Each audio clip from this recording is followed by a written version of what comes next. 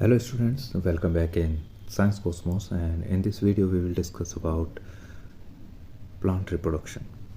तो जैसा कि आप सब जानते हैं कि प्लांट्स का जो रिप्रोडक्शन है वो एनिमल्स के रिप्रोडक्शन से बहुत अलग है और उसका रीज़न है due to absence of locomotion.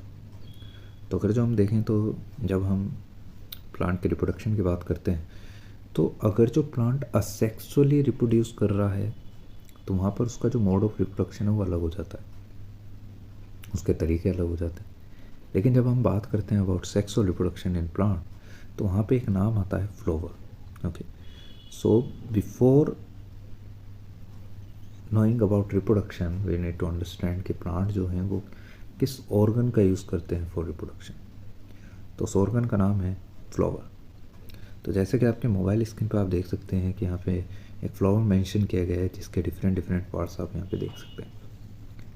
तो उसमें सबसे पहला पार्ट आता है thalamus. And what is thalamus? तो मैं आपको बता दूं कि थैलेमस को दूसरे शब्दों में रिसेप्टिकल भी कहा जाता है and that is the central axis of flower. तो आपको ध्यान रखना है कि thalamus is the first part of the flower जो सेंट्रल एक्सिस को रिप्रेजेंट करता है, इसको दूसरे शब्दों में रिसेप्टिकल भी कहा जाता है। और थैलेमस एक्चुअल में वो साइट है जहाँ पर जितने भी फ्लोरल मेंबर्स आप देख सकते हैं all are attach with this receptacle. तो अगर जो हम देखें तो आपको ध्यान रखना है कि provide site for attachment of floral members and as you can see कि इस पूरे फ्लावर में जो मेन पार्ट्स हैं वो 4 हैं और उनके सब पार्ट्स आप यहाँ देख सकते हैं। तो वो मेन पार्ट कौन कौन से हैं, जिसमें पहले नंबर पे आता है calyx. Okay, as you can see that calyx, okay, जिसको दूसरे शब्दों में सेपल भी कहा जाता है। Second corolla, as you can see that कि कोरोला रिप्रेजेंट पेटल्स। ये जो कलरफुल पार्ट आप देख सकते हैं, ठीक है, जो फ्लावर को अट्रैक्टिव बनाता है उसको हम कोरोला कहते हैं। And third one is androecium that represent male reproductive system of flower. Okay, as you can see that stamen represent endocyme. And next one is gynosium that represent female reproductive part या female reproductive system. और इसके 3 सब parts होते हैं, stigma, style and ovary. Okay, तो इस तरीके से देखा जाए तो ओवरऑल ये फ्लावर्स के पार्ट्स होते हैं जिनको हमने 2 पार्ट में डिवाइड किया है। One is vegetative parts and second is reproductive parts. तो जो अपर 2 पार्ट्स हैं these are the vegetative parts because ये जर्म सेल्स या गैमेट्स प्रोड्यूस नहीं करते हैं, डेट्स वाई इनको हम वेजिटेटिव पार्ट कहते हैं। लेकिन जो एंड्रोसियम है और गाइनोसियम है these produce male and female gametophyte, मतलब ऐसे स्ट्रक्चर्स जो गैमेट प्रोड्यूस करती हैं। तो उनका जो प्रोडक्शन है वो इन पार्ट्स के अंदर होता है, डेट्स वाई इनको हम रिप्रोडक्टिव पार्ट्स कहते हैं। So I hope you will understand about parts of flower.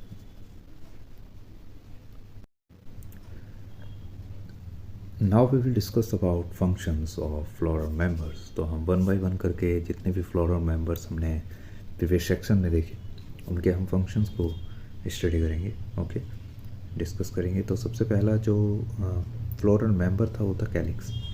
तो as you can see that कि जब फ्लोरल जो बर्ड होता है, यहाँ पर आप देख सकते हैं जो फ्लावर है जब वो बर्ड स्टेज में होता है तो उसको जो एक्सटर्नली प्रोटेक्शन प्रोवाइड किया जाता है वो बाय कैलिक्स किया जाता है।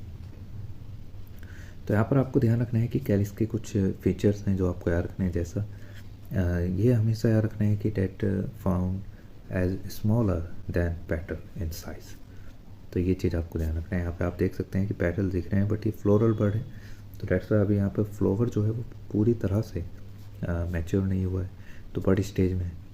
लेकिन हमेशा याद रखना है कि जो कैलिक्स होता है या सेपल्स होते हैं वो हमेशा स्मॉलर मिलेंगे आपको साइज में देन पेटल्स। इसके साथ साथ protect flower in bud condition, as you can see that कि जो अनमेच्योर फ्लावर है इसको प्रोटेक्शन प्रोवाइड कर रहा है कौन, कैलिक्स।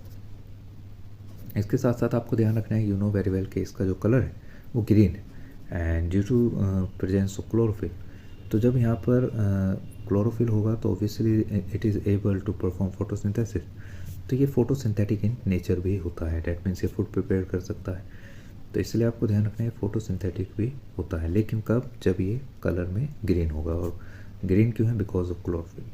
इसी तरीके से जब हम बात करते हैं इन सम फ्लावर्स जो सेपल्स होते हैं, अगर जो कलर्ड हैं तो दे परफॉर्म डिफरेंट फंक्शन। तो वहाँ पर ये अट्रैक्टिव एजेंट बन जाते हैं किसके लिए, इंसेक्ट के लिए। तो दे इन्वॉल्व या दे हेल्प इन पोलिनेशन। तो जब ये कलर्ड होते हैं तो उस दौरान ये क्या करते हैं, इंसेक्ट को अट्रैक्ट करते हैं and they become helpful in pollination. Okay, so I hope you will understand about some features of calyx and function of calyx. Now we will discuss about types of sepal on the basis of fusion.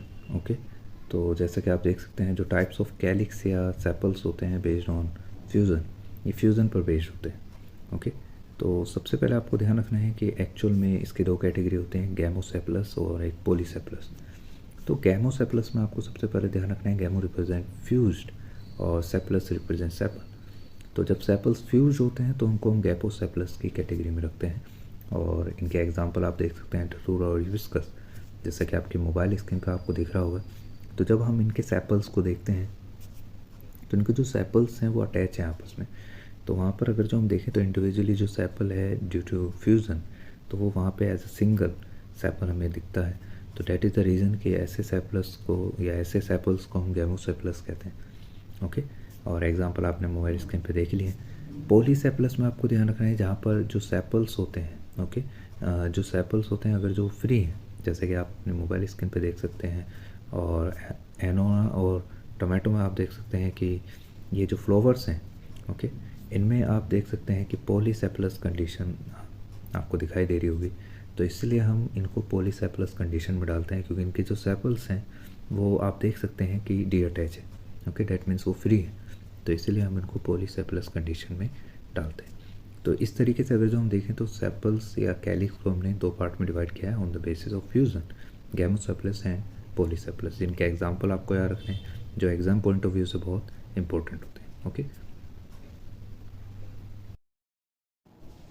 so now we will discuss about types of sepals on the basis of color. So as you can see that कि जब हम sepals को divide करते हैं on the basis of colour, तो they are two types of sepals या we can say calyx are present. One is sepaloid and second is petaloid. तो sepaloid क्या है, जैसे कि आप यहाँ देख सकते हैं कि sepaloid types of sepals means obviously most of the जो प्लांट्स होते हैं उनके जो फ्लावर्स होते हैं वो ग्रीन सेपल प्रोड्यूस करते हैं। तो ओबियसली जब ग्रीन कलर का जो सेपल होता है डैट इज़ कॉल्ड सेपलॉइड, ये मोस्ट कॉमन सेपल होता है। But in some flowers such as mirabilis, as you know कि जो मिराबिलिस फ्लावर होता है उसके केस में जो सेपल्स होते हैं वो नॉन ग्रीन या वी कैन से कलरफुल होते हैं लाइक पेटल्स। तो जिसकी वजह से आप देख सकते हैं कि यहाँ पे जो सेपल है और जो पेटल्स हैं उनको आप सेपरेट नहीं कर सकते, आप डिस्टिंग्विश नहीं कर सकते कि which one is sepal and which one is petals.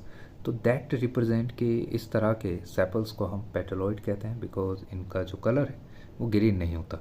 तो इसलिए इसका एग्जांपल यह रखना है Mirabilis. And so I hope you will understand about types of calyx based on colour. Now we will discuss about Corolla.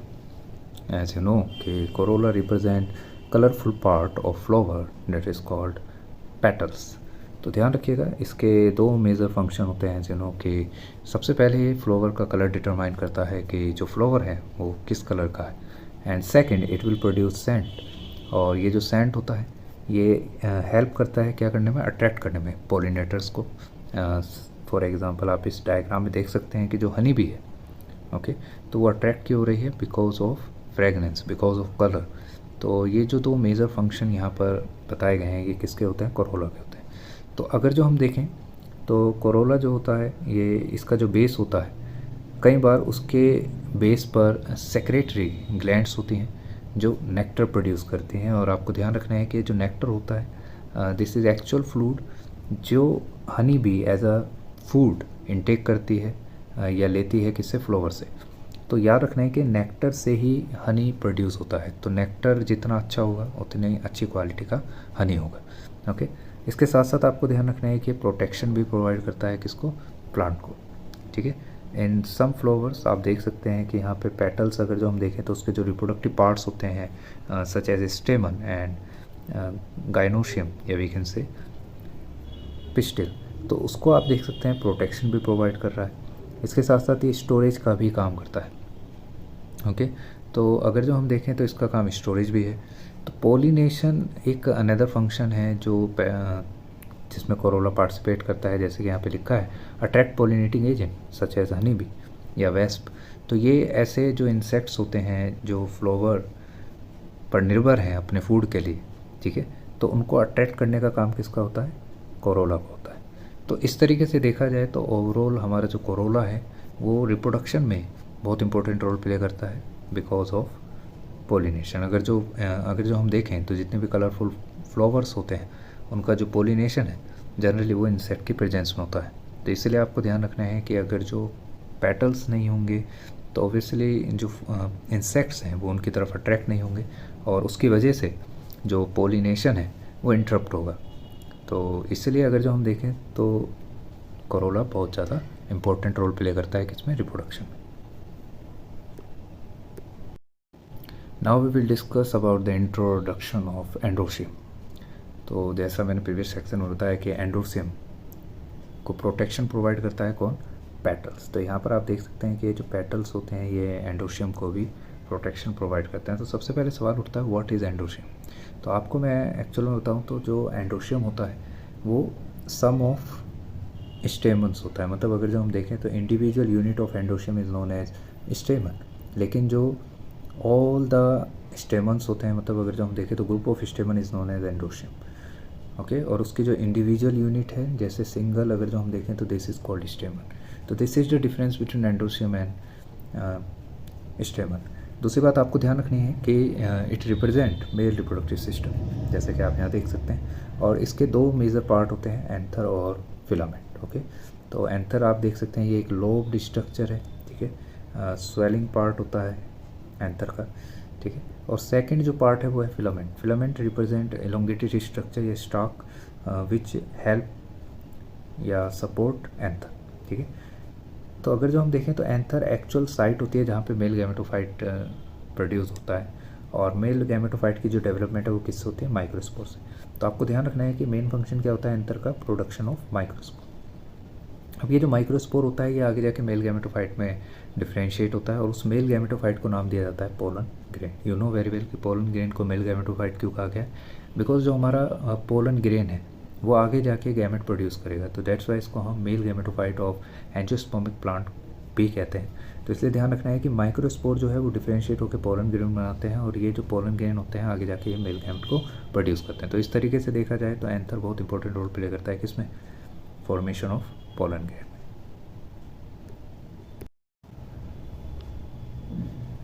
Now we will discuss about introduction of gynoecium. तो जैसे कि आप जानते हैं कि गायनोशियम फीमेल रिप्रोडक्टिव पार्ट को represent करती है, और जैसा कि मैंने ऑलरेडी आपको बताया कि जो गायनोशियम होता है वो क्या है? सम ऑफ पिस्टिल। और इसी तरीके से गायनोशियम की जो इंडिविजुअल यूनिट होती है उसको हम क्या कहते हैं? पिस्टिल कहते हैं। तो सबसे पहले तो गायनोशियम पिस्टिल में आपको याद रखना है कि ये डिफरेंस होता है। दूसरी बात जो आपको याद रखनी है वो ये है कि जो हमारा पिस्टिल होता है उसके 3 मेजर पार्ट होते हैं, जिसमें पहला पार्ट है स्टिग्मा। आप यहाँ देख सकते हैं कि जो अपर पार्ट होता है, जो ब्रॉड पार्ट होता है, ठीक है, या टर्मिनल पार्ट होता है किसका? पिस्टिल का, उसको हम स्टिग्मा कहते हैं। और इसको लैंडिंग प्लेटफॉर्म कहा गया है किसके लिए? पोलन ग्रेन के लिए, क्योंकि आफ्टर पोलिनेशन जो पोलन ग्रेन होता है वो इसी रीजन या इसी पार्ट पर आकर लैंड करता है। तो इस तरीके से देखा जाए तो इसलिए इसको हम लैंडिंग प्लेटफॉर्म कहते हैं किसका? पोलन ग्रेन का। दूसरी बात आपको ध्यान रखना है style that present beneath the stigma. तो आपको ध्यान रखना है कि जो स्टाइल है ये भी एक मोस्ट इम्पोर्टेंट पार्ट होता है, और इसका जो मेजर फंक्शन है वो ये है कि पोलन ट्यूब ग्रोथ जो होती है, ओके, उसमें हेल्प करता है किसकी? पोलन ग्रेन की। तो पोलन ग्रेन से जो पोलन ट्यूब निकलती है या जब पोलन ग्रेन जर्मिनेट होते हैं तो उससे जो पोलन ट्यूब डेवलप होती है वो स्टाइल के थ्रू पास आउट होती है, कहाँ तक? ओव्यूल तक। इसके बाद नेक्स्ट पार्ट है ओवेरी, जो सबसे लार्जेस्ट पार्ट होता है पिस्टिल का, और यहाँ पर लिखा भी है दिस इज बेसल। ओके, ये आपका बेसल स्वलन पार्ट होता है पिस्टिल का, डेट कवर्ड या we can say that produce ovule. तो इसके अंदर फीमेल गैमेटोफाइट प्रेजेंट होता है, आपको ध्यान रखना है। उस फीमेल गैमेटोफाइट को हम कहते हैं एम्ब्रियो सैक। ओके, तो यहाँ पर अभी हम फीमेल गैमेटोफाइट की बात नहीं करेंगे, वो हम नेक्स्ट वीडियो में बात करेंगे। लेकिन आपको ध्यान रखना है कि जो ओवेरी होता है वो लार्जेस्ट पार्ट होता है और ये बेसल पार्ट को रिप्रेजेंट करता है। और जैसे ही आप ओवेरी के अंदर जाएंगे तो आप ये ब्लू रीजन जो आप देख रहे हैं, blue colour region, that represent locule. Locule के अंदर आप देख सकते हैं कि जो चेम्बर्स होते हैं, ठीक है, जिसके अंदर ओव्यूल प्रेजेंट होते हैं, उसको हम लोक्यूल कहते हैं। ठीक है, तो इस तरीके से ये ओवरऑल पार्ट्स आपको ध्यान रखने हैं जो गाइनोशियम या पिस्टिल के पार्ट्स होते हैं। So I hope you will understand about some important terms related to plant reproduction. If you are new on my YouTube channel, don't forget to subscribe, like and share this video with medical students. Thanks for watching.